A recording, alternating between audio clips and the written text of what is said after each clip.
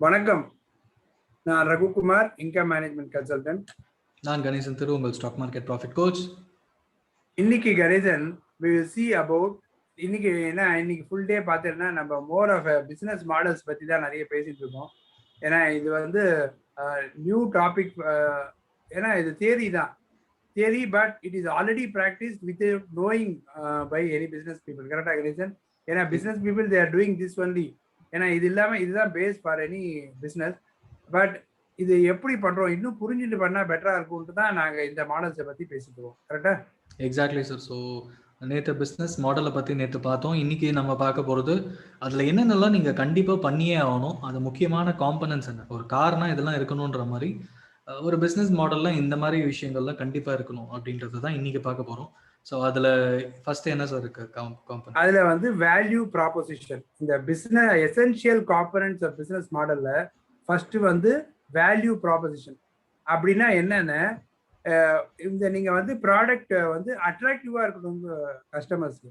இந்த நீங்கள் கொடுக்குற வேல்யூ இருக்கு இல்லையா, both service as well as product, அது வந்து ஒரு வேல்யூவோட இருக்கணும். That is what they mean by value proposition.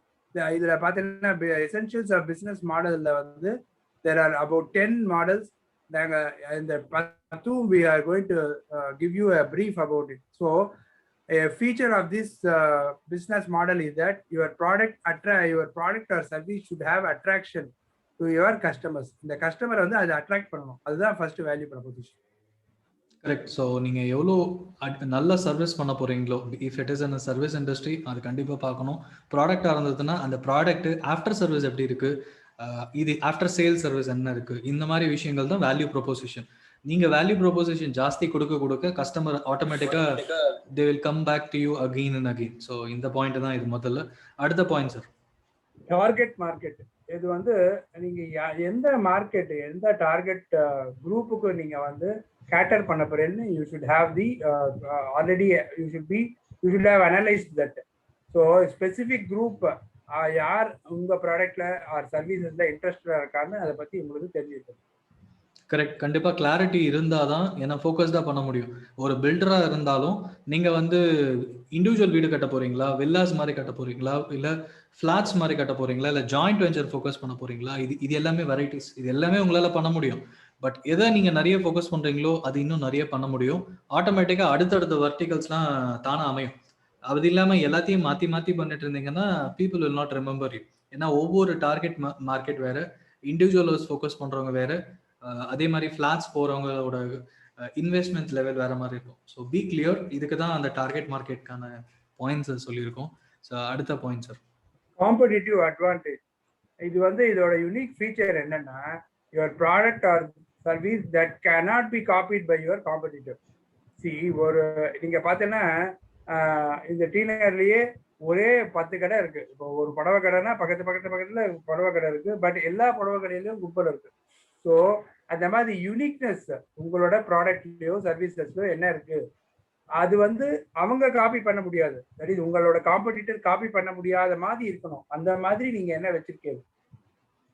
So correct. அது ஆஃப்டர் சேல் சர்வீஸ் சொன்ன மாதிரி ப்ராடக்ட் பிஸ்னஸில் இப்போ இந்த எக்ஸாம்பிள் சர்வீஸ் இண்டஸ்ட்ரியில் எடுத்துக்கிட்டிங்கன்னா, நீங்கள் நல்லா பேசி நல்லா உங்களால் டிசைன்ஸ் எல்லாம் வச்சுருந்தீங்கன்னா பக்கத்து கடைக்கு போய் வேறு ஏதாவது இருக்குமான்ற தாட் ப்ராசஸே வராது.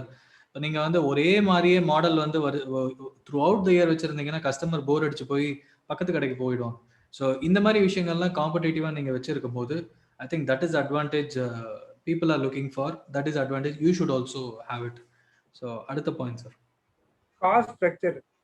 எனி பிஸ்னஸ் வந்து அந்த காஸ்டிங் இல்லாமல் ஒரு பிஸ்னஸே நடத்த முடியாது. இதில் வந்து ஃபிக்ஸட் அண்ட் வேரியபிள் காஸ்ட்லாம் இருக்கு.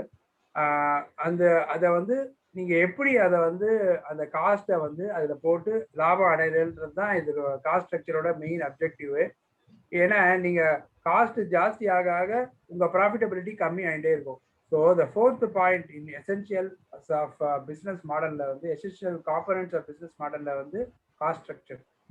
ஸோ வெரி வேலிடான பாயிண்ட். அண்ட் இது மெஷர் பண்ணாதான் ஐ திங்க் இந்த காஸ்ட்டை நீங்கள் கம்மியாக வச்சுருந்தா தான் ப்ராஃபிட்டபிலிட்டி இன்க்ரீஸ் பண்ண முடியும்.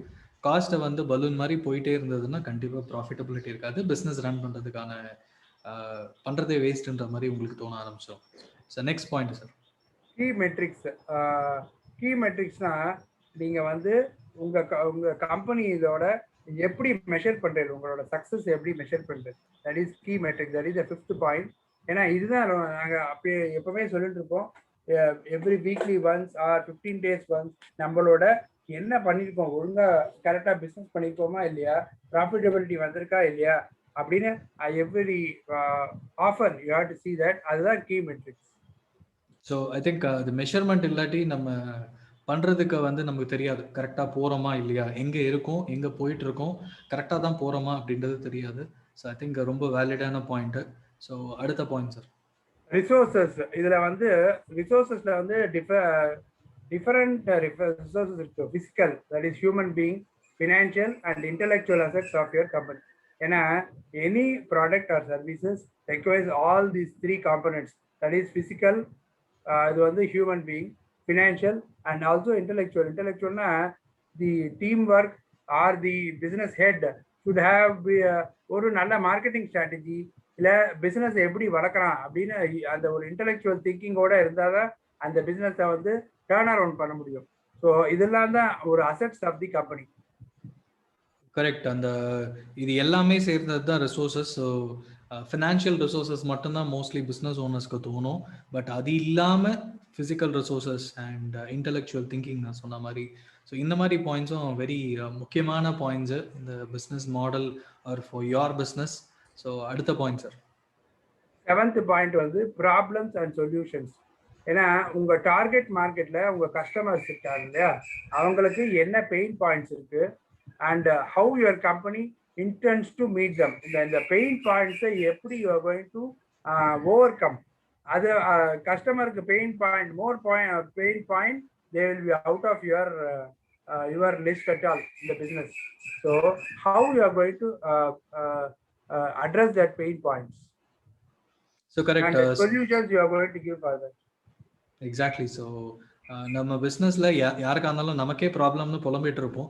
ஸோ பிஸ்னஸ் நீங்கள் பண்ணும்போது நீங்கள் புலம்புறத விட கஸ்டமரோட புலம்பலை நீங்கள் தீர்த்து வச்சிங்கனாலே உங்கள் பிஸ்னஸ் வந்து நீங்கள் புலம்பாமல் நல்லா பண்ணுறதுக்கான வாய்ப்புகள் ரொம்ப பிரகாசமாக இருக்கும்.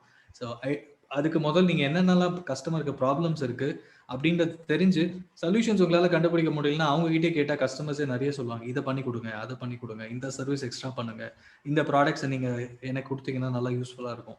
ஸோ அதுவே வந்து ஐ திங்க் கஸ்டமர் கிட்ட கேட்டு ஃபீட்பேக் கேட்டிங்கனாலே you will get lots of solutions, lots of innovations உங்கள் பிஸ்னஸில் நீங்கள் பண்ண முடியும். So last 3 points sir.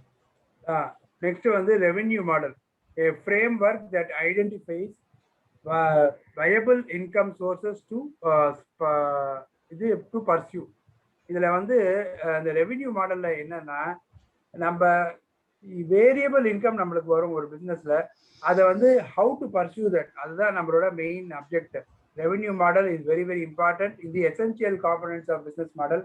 ஏன்னா இதுதான் ஃபல்க்ரம் ஆஃப் தி ஹோல். இந்த 10 பாயிண்ட்ஸ்லேயே இதுதான். ஏன்னா ரெவென்யூ இல்லைன்னு வச்சுக்கோங்களேன், நீங்க you will be out of the business. So அதுக்கான கரெக்ட் ஃப்ரேம் ஒர்க் இருக்கணும். சொன்ன மாதிரி இப்போ நான் இன்னைக்கு மேனுஃபேக்சரிங் பண்ணிட்டேன், இது அடுத்த நாள் இந்த கஸ்டமருக்கு B2C B2B பொறுத்து போய் சேர போது, அதுக்கப்புறம் எனக்கு வித்தின் அ வீக் ஆர் 2 எனக்கு ரெவென்யூ வரப்போகுது அப்படின்ற ஃப்ரேம் ஒர்க் வந்து உங்களுக்கு கண்டிப்பாக இருக்கணும். ஸோ அப்போ தான் வந்து யூ நோ கிளாரிட்டி. இல்லைன்னா நீங்கள் பாட்டுக்கு ஏதோ பண்ணிகிட்டே இருப்பீங்க, ஓடுவீங்க, எல்லா வேலையும் கஷ்டப்பட்டு பண்ணுவீங்க, ஹார்ட் ஒர்க் இருக்கும், பட் பணம் வராது. So that is the main reason. And last 2 points are revenue stream and I think profit margin. So அது எல்லாமே connected with this revenue model தான்.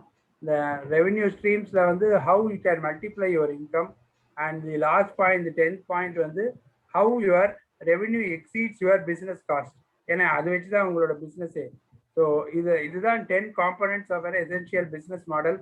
இதை வச்சு தான் நம்ம ஆல்ரெடி பிஸ்னஸ் பண்ணுறோம், knowingly or unknowingly.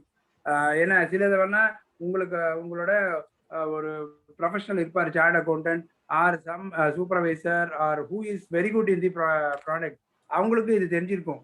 அந்த மாடலில் தான் இந்த பிஸ்னஸே பண்ண முடியும், எந்த பிஸ்னஸ் தான் இருந்தாலும். But knowingly or unknowingly the owner is doing all this. இந்த 10 காம்பனன்ட்ஸ் இல்லாமல் எந்த பிஸ்னஸும் பண்ணவே முடியாது. கரெக்டு. ஸோ அந்த எது மிஸ் ஆகுதுன்னு இப்போ எல்லாருமே பார்க்கலாம். ஐ திங்க் கரெக்டா சார்? ஏன்னா இப்போதைக்கு நமக்கு தெரியாமல் இருந்திருக்கும். ஸோ இதெல்லாம் போடும்போது இதை நான் மெஷர்மெண்ட்டே பண்ணுறது இல்லை அப்படின்னா தான் தெரியும் எங்கே அடி வாங்குது. ஏன்னா நீங்கள் பாட்டுக்கு ஓடிக்கிட்டே இருப்பீங்க பிஸ்னஸ் பின்னாடி, ஸோ பணம் பின்னாடி. பட் மெஷர் பண்ணாதான் தெரியும். நான் 1 கோடி ரூபாய்க்கு பிசினஸ் பண்ணியிருக்கேன், எனக்கு ப்ராஃபிட்டே இல்லைன்னா மெஷர்மெண்ட் கரெக்டாக பண்ணலன்னு அர்த்தம். ஸோ அந்த மாதிரி ஒவ்வொரு இடத்துலையும் ப்ராஃபிட் மார்ஜின், ரெவென்யூ ஸ்ட்ரீம்ஸ் வந்து ஒன்னே ஒன்று வச்சிருந்தீங்கன்னா கோவிட் மாதிரி சுச்சுவேஷனில் அஃபெக்ட் ஆகிடும். ஸோ 2-3 ரெவென்யூ ஸ்ட்ரீம் இருக்கணும். அப்போ ரெவென்யூ மாடல் வந்து கொஞ்சம் ட்வீக் பண்ணீங்கன்னா ரெவென்யூ ஸ்ட்ரீம்ஸ் வந்து மல்டிப்ளை பண்ண முடியும், ஆட்டோமேட்டிக்காக ப்ராஃபிட் மார்ஜின் இன்க்ரீஸ் ஆகும். ஸோ ஐ திங்க் ரொம்ப முக்கியமான பாயிண்ட்ஸ் ஷேர் பண்ணியிருக்கோம்னு நினைக்கிறேன் சார் இன்னைக்கு.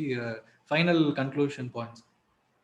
ஸோ நாங்கள் சொல்கிற மாதிரி you should have a very good, இதை வந்து நீ if you are owner or a team of professionals, இதை வந்து ரெகுலராக you have to analyse this. எங்கே கணேசன் சொன்ன மாதிரி எந்த ஒரு பாயிண்டில் நம்ம மிஸ் பண்ணுறோமோ அதை வந்து சரி கட்டிட்டு நம்ம பிஸ்னஸை நல்லா பண்ணலாம். So all the best. And இந்த essential components of business model இதை வச்சு தான் நம்ம பண்ணிட்டு இருக்கோம் ஆல்ரெடி பிஸ்னஸ். அதை வந்து இன்னும் நல்லா பண்ணலாம் அப்படின்றது தான் எங்களோட மெயின் அப்டேட். தேங்க்யூ. ஏதாவது டவுட்ஸோ எனிதிங் ரிலேட்டட் டு இதை இம்ப்ளிமெண்ட் பண்ண முடியுமா எங்கள் பிஸ்னஸில் அப்படின்னு வந்துச்சுன்னா kindly reach out to us. Will be happy to help you. Thank you so much. Thank you. All the best. Kindly subscribe to this channel.